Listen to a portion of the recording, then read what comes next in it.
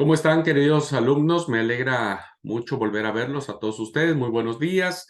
Feliz inicio de semana laboral.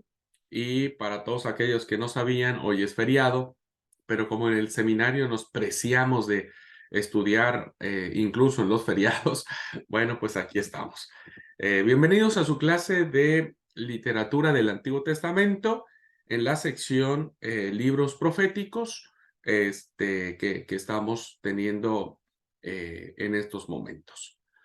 Bueno, eh, nuestro amigo Mario, como jefe de grupo del segundo año, nos va a hacer un pequeño resumen de lo que vimos la clase pasada, este, de, de, de esto. Eh, Así es que, Mario, te quiero pedir que puedas decirnos, platicarnos un poquitito, ¿qué vimos la clase pasada, amigo querido? Yo lo que más me acuerdo es que se cortó el Zoom del director porque estábamos hablando de la adivinación y de los muertos y ahí los del cementerio cortaron el Zoom. Tenés Eh, razón, tenés razón. Mis vecinos del cementerio me eh, cortaron el Zoom, salí de la reunión sin saber por qué. no, por ahí estábamos hablando de eso, de los distintos tipos de adivinación que había, Ujú. eh, que se ocupaba, más que nada habíamos visto de la adivinación por artículos por ahí de la naturaleza, del agua, o también de las flechas que se hacía, eh, por ahí ese tipo de oráculos habíamos visto la semana pasada. Eh, También la consulta de los muertos por ahí, que era la necromancia, que es así, me acuerdo que por ahí había hecho Saúl en su momento. eh, y habíamos hablado de los terafines, que eran las estatuitas esas que tenían, que tenían ahí como también para ese tema, así que más o menos era por ahí de lo que más me acuerdo. Muy bien, amigo. Bien, ¿alguien más en clase que quiera comentarnos algún ejemplo bíblico que encontramos de adivinación? Recuerden que tenemos dos tipos de adivinación, ¿no es cierto? La inductiva y la intuitiva. Ujú. ¿Algún ejemplo bíblico que ustedes recuerden que esté en la Biblia, no bíblico, que esté en la Biblia, de estas artes adivinatorias?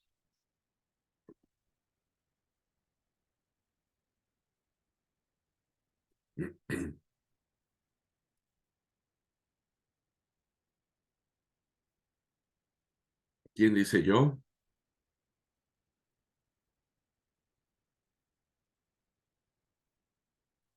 Vimos algunos ejemplos, ¿no es cierto? Eh, que La aparece. hidromancia podría ser, ¿La qué, perdón?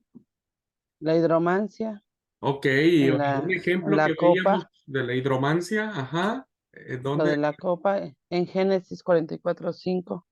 ajá, de qué se trata Génesis 44:5? Ahí hablaba, creo que de la historia de José, que José Muy bien. manda a guardar la copa en el saco de los hermanos, y en esa parte dice que la copa se utilizaba para ese Adi- fin. para adivinar, ¿no es cierto? Robaron la copa Así. con la que mi señor suele adivinar el-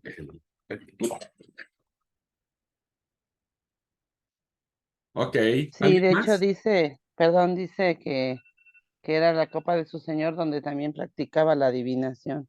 Ujú. Muy bien. Un ejemplo de la orinomancia. ¿Qué recuerdan de la orinomancia? De la interpretación de sueños, puede ser que Ujú. era. Muy bien, perfecto, sí. Como Y puede ser el ejemplo de José, eh, que interpretó los sueños de Faraón, o ajá, el ejemplo de Daniel, muy si no bien. me equivoco también. Sí, claro, claro. Ajá. Sí, los sueños del copero, del panadero, ¿no? Al primer rey a que se le dio el primer sueño que aparece en la Biblia, ¿quién fue? ¿En qué circunstancias se dio? ¿Será el de Abimelech. Ujú, ajá. Rey de Gerar, ¿no es cierto? Donde a través de un sueño Dios le dijo que no le hiciera daño Nada, a la mujer de Abraham. a la Mm, sí, claro, a la mujer de Abraham. Muy bien. Ujú. ¿Y algún ejemplo este, ah, de consultar a los muertos, la necromancia,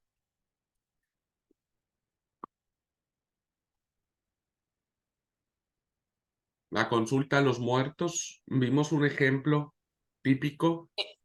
Perdón, mm, el de Saúl cuando mandó a llamar a Samuel. Muy Fue bien, a la pitonisa y la mandó a llamar a Samuel.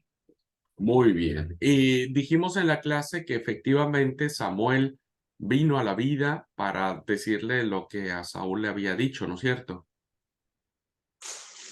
No, no, lo dijo todo la pitonisa, él nunca vio a Samuel Ujú, y él pienso que le creyó, pero él no vio nada. claro, Incluso en el relato hasta como que se deja en duda lo que la pitonisa veía, porque ella veía eh, pongámoslo, un viejo con, con- con una túnica, ¿no es cierto? Y tampoco se especifica cómo era ni quién podría ser, ¿no? claro. Y evidentemente la pitonisa le larga un anzuelo, el otro lo pesca y dijo, ah, sí, es Samuel. Y la otra, bien sabiendo cómo, pues está. Bueno, bueno, está bien. Estamos viendo entonces, queridos alumnos, eh, lo que tenía que ver todos los aspectos de las artes adivinatorias que se tenían en la antigüedad y cómo estas prácticas adivinatorias, ¿no? Principalmente establecidas en las culturas que rodeaban en la Mesopotamia, en Egipto, ¿no es cierto? Los asirios. Todas estas culturas establecían de alguna u otra manera diversos medios para saber cómo sus dioses, ¿no? Hablando en términos paganos, sus dioses les revelaban o les hacían saber este, su voluntad, ¿no? Y vemos también que en la Biblia hay estas formas en que Dios establece su forma de comunicación para revelar también su voluntad, ¿ok? Am, ¿Hoy de qué manera Dios revela su voluntad? Seguiríamos pensando que si hoy le dijera al Señor, Señor, ¿tú crees que yo tengo que incursionar en ese negocio que tanto he pedido? ¿Ustedes creen que yo tendría que escuchar que los árboles aquí del cementerio, las copas de los árboles se movieran para entender que esa es la voluntad de Dios? ¿De qué manera hoy Dios podría estarnos revelando su voluntad? ¿No? Eh, Tendría que ser a través de un sueño, es decir, yo soñé anoche tal o cual situación y entonces interpreto que es la forma en que Dios me está diciendo, bueno, anda, hace esto, hace el otro.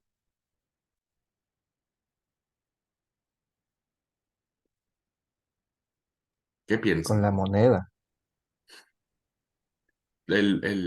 Tirar la moneda, ¿no? El problema es cuando uno tira la moneda y cae en contra. No, no, voy a tirar otra vez porque este se equivocó. Sí, Esme. yo creo que no, no de esa forma como tal, de que escuchemos el ruido de la naturaleza, o que se deje a la suerte, pero sí de alguna manera cuando, bueno, a mí me ha sucedido, ¿no? Cuando yo le hago una petición a Dios, por medio de una oración, yo le estoy rogando por cierta situación y se da la respuesta, yo entiendo que es una contestación de parte de Dios, pero ni lo escucho, ni lo veo, simplemente sucede, ¿no? Ese anhelo de mi corazón, esa petición que yo tanto le estoy rogando al Señor, se da de cierta forma que yo siento que es una respuesta de Dios, pero hasta ahorita no he escuchado un ruido extraño, una voz, algo que diga yo, Dios me está hablando, ¿no? Pero Claro. sí sucede una respuesta.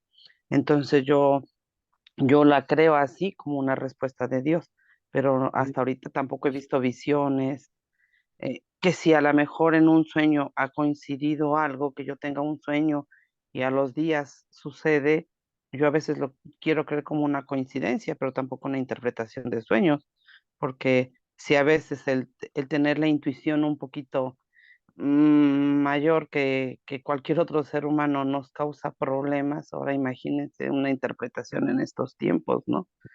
Yo creo que estaría Ajá. todo el pueblo aquí afuera de mi casa esperando que les interprete los sueños y sería tanto desgastante para mí como para Ujú. todos los demás. Sí, muy bien, gracias, Esme. Efectivamente, creo que hoy nosotros tendríamos que tomar una postura al respecto, que es parte de la pregunta que vamos a contestar hoy, ¿no es cierto? Es decir, ¿cuál fue el motivo por el cual aparecen estos intermediarios, ¿no? Estos intermediarios, estas personas, ¿no es cierto?, que de alguna manera Dios elige para transmitirle su voluntad, ¿no? Y vamos a tratar de contestar esa pregunta hoy. Bueno, ah, déjenme terminar una diapositiva que me faltó en la clase pasada para cerrar este tema de lo que es la adivinación intuitiva, para después dar paso a lo que es la siguiente clase, que tiene que ver con los mediadores. Ajá, esta parte, es decir, cómo en el texto sagrado encontramos a personajes que fueron utilizados para transmitir la voluntad de Dios. Ujú. Bueno, déjenme entonces solo terminar esta última diapositiva que tiene que ver con las formas de adivinación. Y nos quedó el último. Acuérdense que las formas de adivinación intuitiva son tres, ¿no es cierto? La orinomancia, la necromancia y la cresmología. La cresmología, ¿no es cierto?, también es una forma que se tiene de saber la voluntad de Dios o de los dioses. Y entonces encontramos que la cresmología tiene que ver con los oráculos, ¿sí? Con los oráculos. Es decir, que esta forma de conocer la voluntad de los dioses no se lleva a cabo mediante algún objeto, mediante la observación de la naturaleza, mediante invocar a los muertos, mediante hechicería, barajar las flechas, mirar el hígado, conocer las entrañas. No, básicamente tiene que ver con una forma de la palabra. Ajá.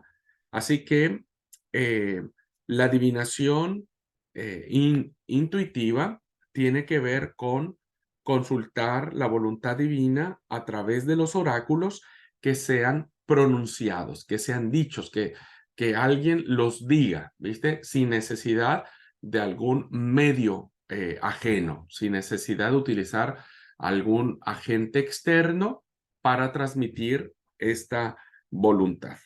Así que la palabra se vuelve una palabra enigmática, se vuelve una palabra fuerte, se vuelve una palabra, un discurso, un dicho, ¿no?, una forma de comunicación con eh, una fuerte carga de misterio.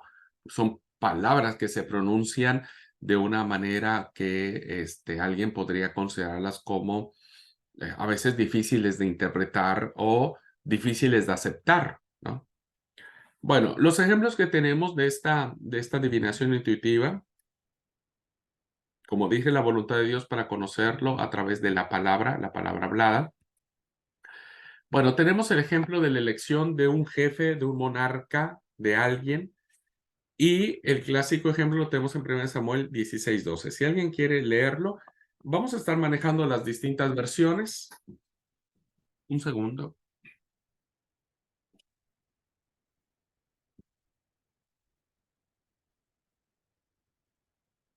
Si alguien quiere leerlo en distintas versiones, estaría buenísimo. Así vamos enriqueciendo el texto. ¿Ok? 1 Samuel 16:12.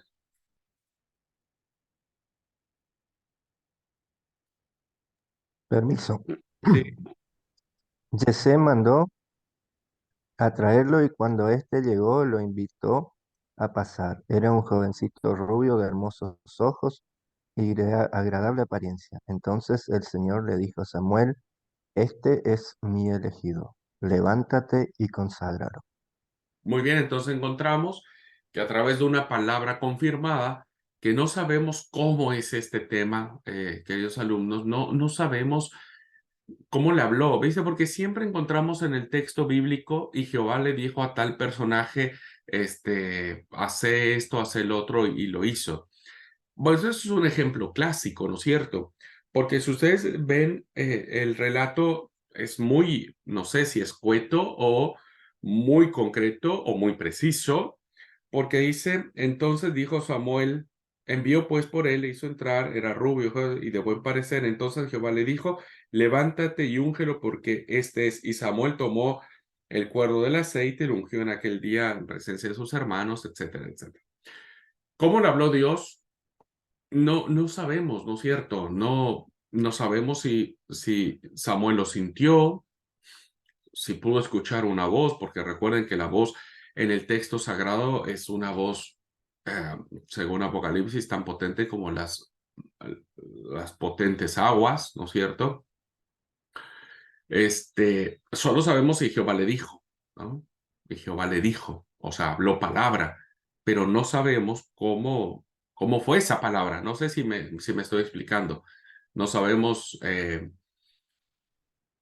si le susurró al oído, si, insisto, si sintió eso Samuel en su corazón y lo interpretó como palabra de Dios, pero el chiste es que lo hizo, por la palabra que Jehová le dio. Ajá, este es los oráculos o la transmisión de la voluntad de Dios a través de la palabra. Por eso, los mensajes de los profetas se le llaman oráculos.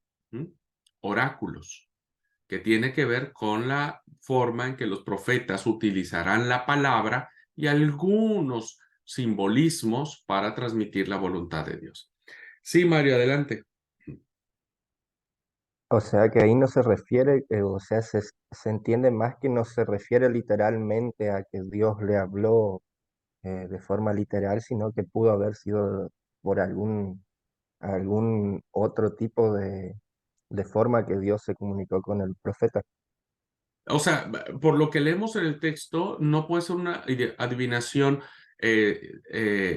inductiva, porque no hay algún medio acá que se esté utilizando para adivinar que eso fue lo que Dios le dijo al profeta. No hay, no, al menos por el texto. Lo único que sabemos es que hubo palabra. Y por eso yo digo que en estos casos no sabemos cuando se pronuncian estas palabras, es como los profetas. Los profetas Dios les va a decir y va a andar y pronuncia esto. ¿Cómo les dijo? A través de un sueño, a través de mm, no sé, no sabemos la forma. Y si no sabemos la forma, pues difícilmente sabremos si hubo pues algún instrumento o demás, ¿no? Eso es algo que el texto sagrado en muchos de los casos no nos deja, solamente el autor bíblico interpreta, porque recuerden que estos textos fueron escritos mucho tiempo después, y quien escribe esto interpreta que cuando Samuel, en el caso concreto, elige a Saúl como rey, pues Dios se lo dijo. Solo que el escritor pues no nos da, ninguna forma de saber cómo Dios se lo dijo. Ujú. Es muy probable, saben que es muy probable que el escritor bíblico, el que pone por escrito esto, ¿no es cierto?, dé por sentado que el pueblo que lee este texto sabe la forma en que Dios se lo dijo, ¿no es cierto? Sabe. De alguna manera, en este caso, Samuel percibe, sabe, conoce, escucha, no sabemos, pero el autor bíblico, ya que no se tomó el flaco favor de explicarnos cómo Dios se lo dijo, podríamos entender o suponer que los que leyeron este texto daban por sentado de alguna manera que Dios le había hablado a Samuel y le había dicho, este es el que yo elegí y úngelo. Perdón, no era Saúl, era David. Así que bueno, ahí nos quedamos, al menos yo. Hasta ahí me quedo, ¿ok? Bueno, tenemos, entonces, pero ahora estamos hablando de las formas de que a través de la palabra se llegan a decir cosas como voluntad de Dios y en este caso cuando se elige a un rey, ¿no? Ya vimos. Ahora, hay otro ejemplo que es cuando se va a la guerra. ¿Mm? Es decir, cuando hay un enfrentamiento, hay oráculo también, ¿no? O hay palabra de Yahvé o palabra de Jehová. Segunda de Samuel 5:19.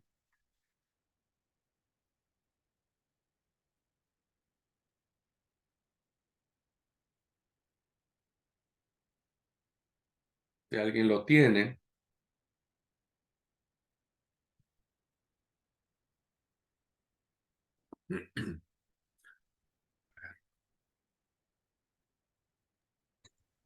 Entonces, David, 5:19, ¿no? Yes, sí, sí, Entonces, 5:19. entonces David fue y le preguntó al Señor, ¿debo atacar a los filisteos?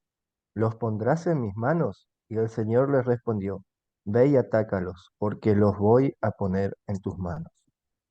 Volvemos a lo mismo, no sabemos la forma en que se lo dice, cómo David lo escucha, ¿no? Conociendo, recuerden que en aquel tiempo la presencia de Dios es una presencia, bueno, a ver si no me meto en terrenos pantanosos. Ah, el texto sagrado va a reflejar a la divinidad, ¿no? O a nuestro Dios, al único Dios verdadero. En primer lugar, lo va a definir con un nombre que no sabemos realmente cuál es el nombre de Dios. La pronunciación se perdió en el tiempo. No sabemos cómo los primeros israelitas pronunciaban el nombre de Dios. Todavía que solamente tenemos las cuatro consonantes, ¿no es cierto? El famoso tetragramatón. Pero no sabemos cómo se pronunciaba. Hoy los estudiosos se inclinan a decir que la correcta interpretación o pronunciación, lo más cercano que pudo haber estado en el original es Yahvé, ajá, o Yahweh, o Raguel, ¿no? Que podrían ser algunas derivaciones de la pronunciación de las cuatro consonantes. Nosotros los protestantes, principalmente nuestra confesión de fe, seguimos la transliteración que hizo Reina Valera al nombre de Dios, ¿no es cierto? Y le puso Jehová. Ajá.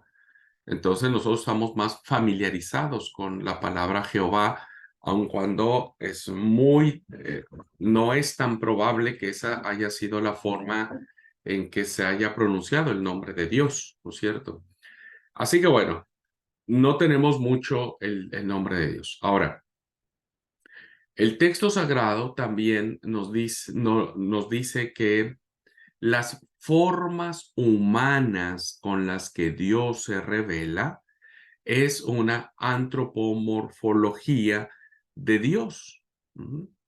Es decir, que Dios, el autor bíblico, le atribuye a Dios forma humana, ¿no es cierto?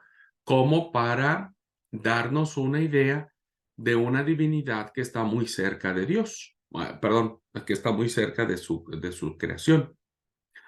Entonces, cuando el texto dice que Dios sacó a su pueblo por mano fuerte y con brazo extendido, Pues nosotros, en nuestra literalidad occidental, pues nos imaginamos una mano, ¿no es cierto? Nos imaginamos una mano. O nos imaginamos un brazo. Y entonces llegamos a la conclusión de que Dios tiene manos y tiene brazos, ¿no? O cuando el salmista dice, este, en ese salmo, creo que es el Salmo 8, que dice, si los fundamentos de los justos fueren destruidos, ¿qué ha de hacer el justo? Y el salmista dice, Jehová está en su trono, sus ojos miran, sus oídos escuchan. Entonces, nosotros pensamos que Dios, ¿no es cierto?, tiene también ojos y tiene oídos. Evidentemente, queridos alumnos, esta antropomorfología, es decir, que usa rasgos humanos el autor bíblico para transmitirnos la realidad de Dios, es para hacernos más comprensibles a un Dios que se identifica con sus criaturas, ¿no es cierto? Pero Dios no tiene un cuerpo humano. Yahvé o Jehová, no tiene un cuerpo humano. No es que tenga brazos, no es que tenga manos, y por lo tanto no tiene voz, diríamos en ese sentido, ¿no? En este tipo de oráculos. Es decir, si Dios tuviera una voz, diríamos, ¿no? Como la que nosotros pensamos cuando el texto dice, y le dijo a Samuel, y le dijo a David, pues es muy difícil poder determinar esto porque en primer lugar tenemos que decir qué tipo de voz de Dios tendrá. ¿Es aguda? ¿Es chillona? ¿Es grave? ¿Es, es lenta? ¿Es rápida? Y evidentemente si nosotros llegamos a decir, no, la voz de Dios es aguda, por ejemplo, ¿no? O muy chillona, como muchos de nosotros la tenemos, ya en sí mismo encerramos a Dios, o sea, Dios ya está encerrado en eso. Es decir, la mano la tiene grande, la tiene pequeña, los dedos son gordos, son delgados, son alargados, son cortos, ¿no? Entonces, tomando en cuenta esto que les estoy diciendo, ¿no?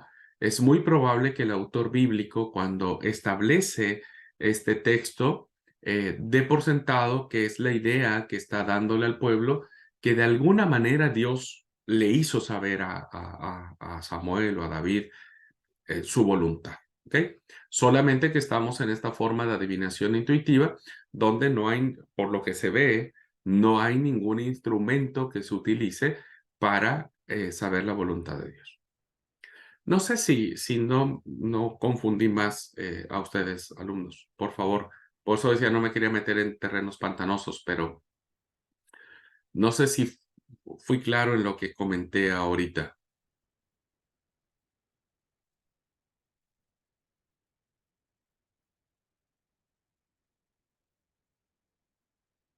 Bueno, parece que sí. Yo una pregunta. Sí, En Edna. la definición,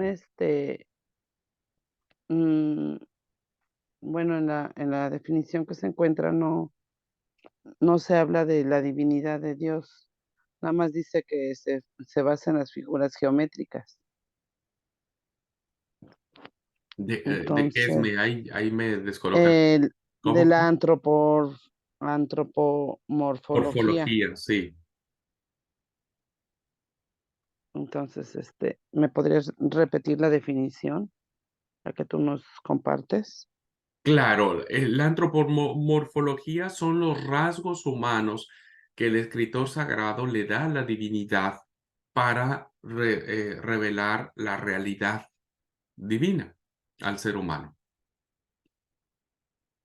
Ujú. O sea, se le atribuyen rasgos humanos. Por eso eh, estas expresiones de que Dios tiene ojos, manos, oídos, eh, etcétera, ¿no? El autor le da o le atribuye estos rasgos humanos a la divinidad para transmitir la realidad de esta divinidad o la realidad de Dios, en nuestro caso. La realidad de Dios. Pero volvemos a lo mismo. Dios no tiene ojos, no tiene manos, no tiene pies, no tiene, etcétera, ¿no? Es un simbolismo antropomórfico, para transmitir la realidad divina.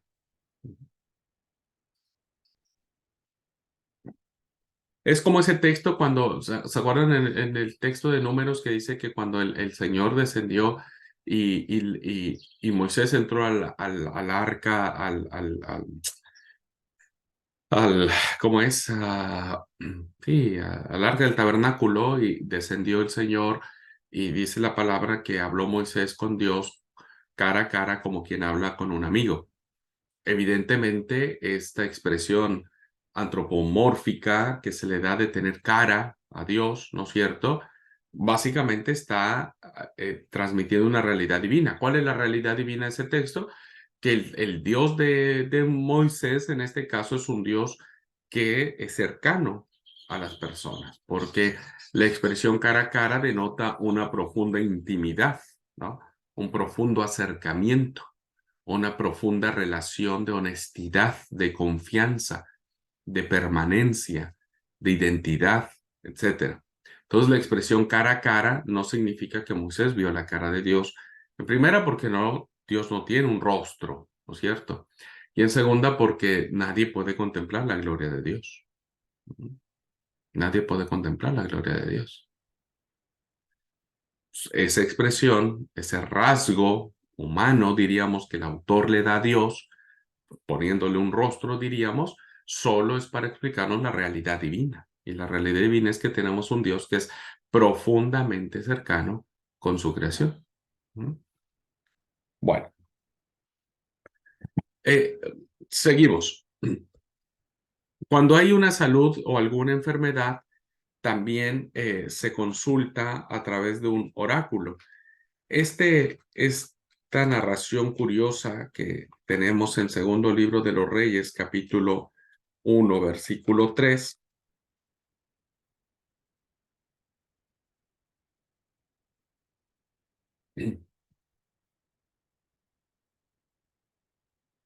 tiene que ver con el rey Ocosías, ¿no? Que cayó por la ventana de una sala de la casa que tenía en Samaria y estando enfermo, envió mensajeros y les dijo: id y consultad a Baal-Zebú, dios de Cron, si he de sanar de esta mi enfermedad. Y entonces Elías, dice el versículo 2, entonces el ángel de Jehová habló a Elías Tibita y le dijo: levántate y sube a encontrarte con los mensajeros del rey de Samaria y diles: no hay Dios en Israel que vais a consultar a Baal-Zebú, dios de Ecrón. Bueno, esta es una práctica muy común que tenían ya en Israel, muy instauradas, en donde Ocosías, el rey, eh, cae enfermo, su vida peligra y va a consultar a un dios, en este caso el dios de Cron, para decirle si él sanaría de la enfermedad.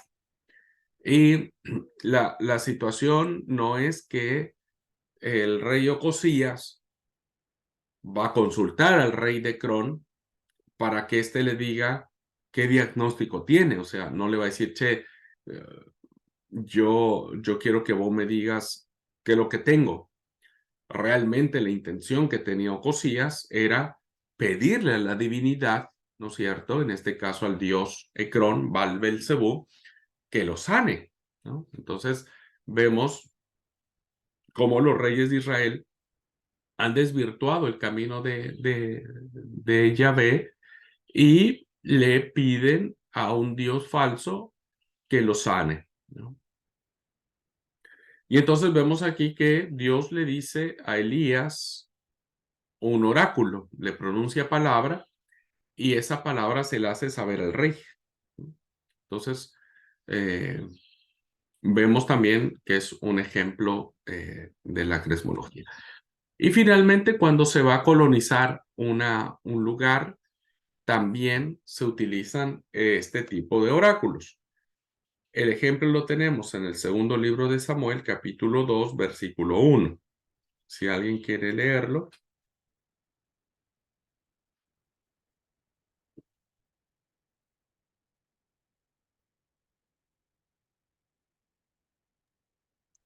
Después de la muerte de Saúl y Jonatán, David fue a consultar al Señor y le preguntó, ¿debo ir a alguna de las ciudades de Judá? Y el Señor le dijo que sí, pero David volvió a preguntarle, ¿y a qué ciudad debo ir? Y el Señor le dijo, ve a Hebrón. Muy bien, fue cuando es proclamado David, ¿no? Como rey de Judá, 7 años en Hebrón, y después vienen las tribus del norte también para proclamarlo, pedirle que sea su rey. Bueno, vemos aquí claramente cómo las formas en que se determinan las situaciones vienen en forma de oráculos, ¿no es cierto? Vienen en forma de pronunciar palabra, ¿no? Aquí vemos claramente cómo Dios le guía, le determina, le indica, le ordena, eh, no es David quien lo resuelve, ¿no? Es Dios a través de estos oráculos, de estas palabras que insisto, no sabemos cómo se entienden, pero las dos, ¿a dónde subiré a alguna de estas ciudades? Dios le dijo sí. ¿A dónde? A Hebrón. Entonces vemos claramente cómo los oráculos guían a las personas para determinar ciertas acciones, que en este caso nosotros entendemos que fue el actuar de Dios en la vida de David. ¿Mm? Bueno, hasta aquí entonces terminamos con las formas de adivinación que encontramos tanto en las culturas paganas como en el texto sagrado, que evidentemente los oráculos van a tener una presencia muy fuerte en el texto bíblico, ¿no es cierto? Porque será pasado el tiempo, conforme va avanzando el tiempo, será la forma en que Israel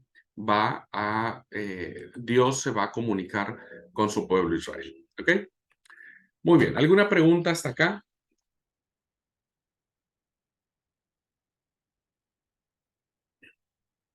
¿Alguna pregunta? ¿Alguna duda? Permiso. Sí, amigo.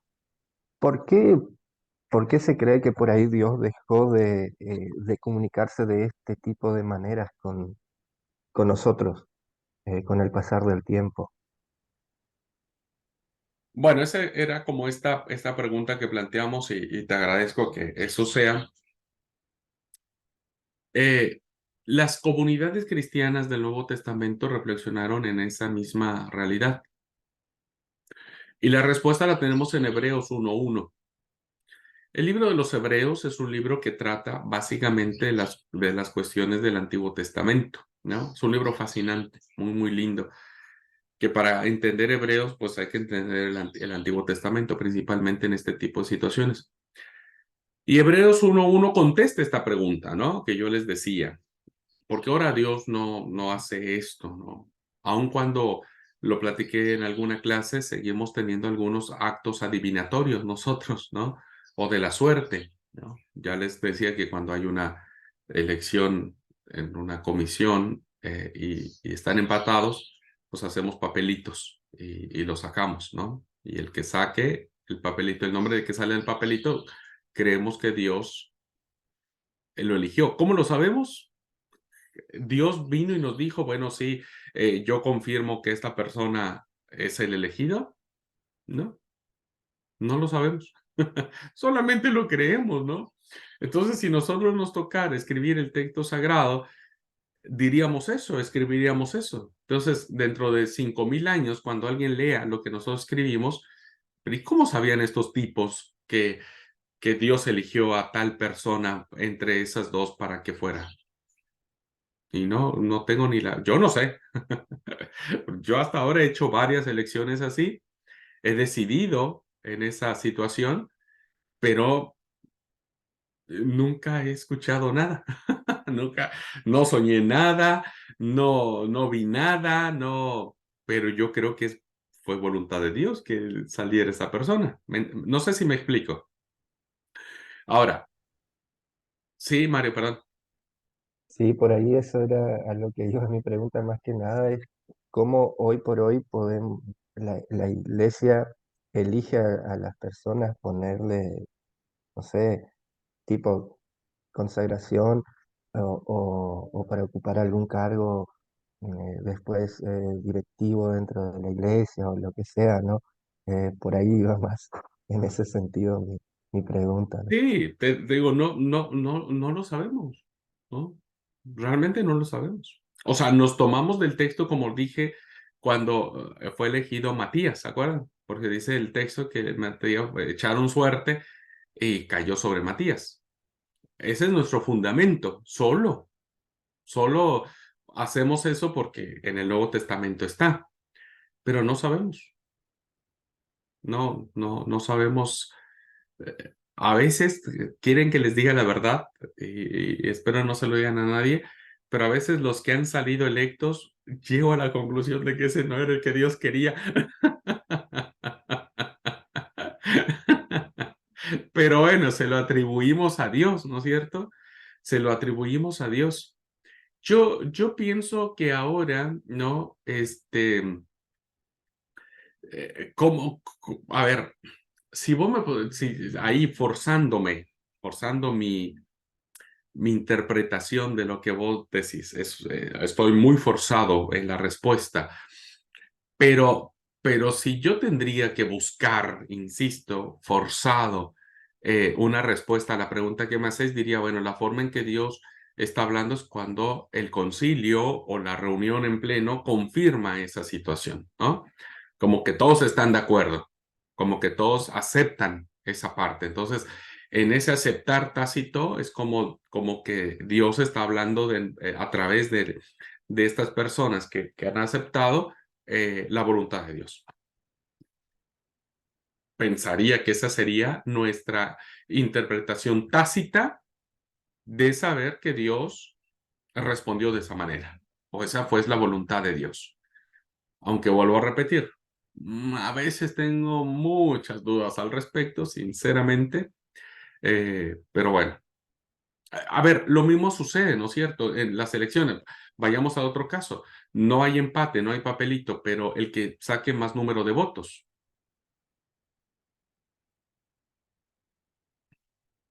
O sea, Y en esos casos pudiera pasar incluso porque a veces nosotros somos testarudos también y por ahí Dios nos dice, votarle a este y nosotros decimos, pero ese a mí no me gusta.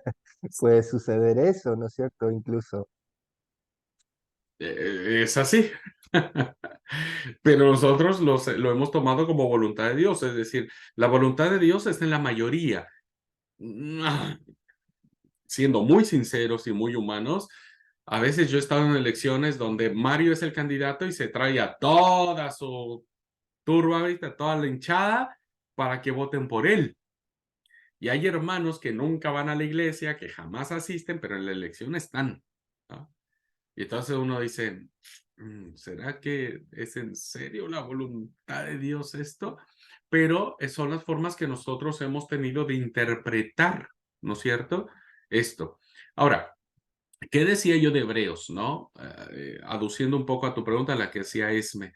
Hebreos dice que en los días pasados, Dios nos habló a través de nuestros padres y por medio de los profetas, pero hoy nos ha hablado por medio del Hijo. Entonces, evidentemente hoy la fe cristiana juega un papel fundamental para esta situación, ¿no es cierto? Hoy creo firmemente que Dios no nos habla a través de sueños. Firmemente creo eso, ¿no? Ni de revelaciones, ni de que se muevan las copas de los árboles, ni tenga yo que echar un volado, cara o cruz, o qué sé yo, ¿no? Creo que no.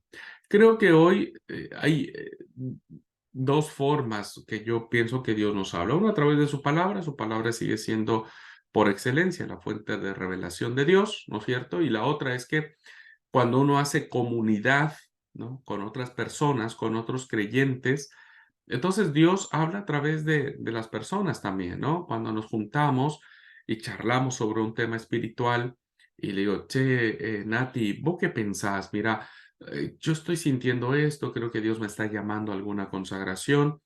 Y Nati dice, y sí, me parece que puede andar, porque mira, yo veo cualidades en vos, veo que tenés estas habilidades. Y Esther dice, mira, yo también creo que vos puedes tener alguna consagración de diácono, de presbítero, de pastor, ¿no? Y Esme también dice, no, yo creo que sí. Entonces, cuando uno está en comunidad, ¿no es cierto? Comunidad espiritual, comunidad de fe, creo que Dios habla a través de nosotros, ¿no es cierto? Si dicen, Abraham, estoy tentado a ser presidente de la iglesia, ¿no? Del Consejo General. Y Mario me dice, no, che, vos aspiras muy alto, vos no tenés la capacidad, no tenés la visión. Yo creo que vos sos más para dar clase, vos sos más para... Pero yo quiero, ¿viste? Yo, ay, estaría lindo ser el presidente de la iglesia, ¿no? Y Amanda dice, no, Abraham, me parece que no es por ahí, yo creo que es donde tú tienes que estar. Entonces, Dios también a través de la comunidad, pues nos habla y nos dice, bueno, creo que tienen razón, creo que estoy siguiendo mis egos o quiero impulsar mi anhelo de ser alguien, ¿no? Lo interpreto de esa manera y para mí siento que esa es la mejor forma en que Dios nos habla para hacer tal o cual cosa. Bueno, Se podría decir entonces que por ahí el último gran discurso de Dios fue a través de Jesucristo, sí, de la vida y muerte de Jesús para con nosotros, ¿no? sí.